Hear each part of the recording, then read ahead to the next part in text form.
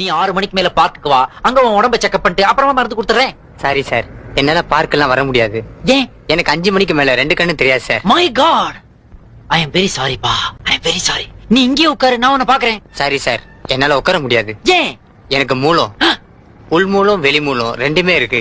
உன் பேர் என்னப்பா? ஆதி மூலம். கரெக்டா தான் வச்சிருக்கிறேன். கைய கூட பல்சாவது பாக்குறேன். சாரி சார், என்னால கையெல்லாம் கொடுக்க முடியாது. நீங்களே புடிச்சு பாத்துங்க. அது ஏன்? 2 மாசம் முன்னாடி பக்கவாதம் வந்ததுல என் 2 கையும் விழுந்து போச்சு. பக்கவாதம் இல்லப்பா, அது பக்காவாதம். பாவமா இருக்கிறியே, ஒரு டீயாவது சாப்பிடுறியா? ஐயோ, நான் டீ காஃபி எல்லாம் சாப்பிடுறது இல்ல சார். ஏன், பழக்கம் இல்லையா? இல்ல சார், எனக்கு சக்கரை வியாதி. சுகரா?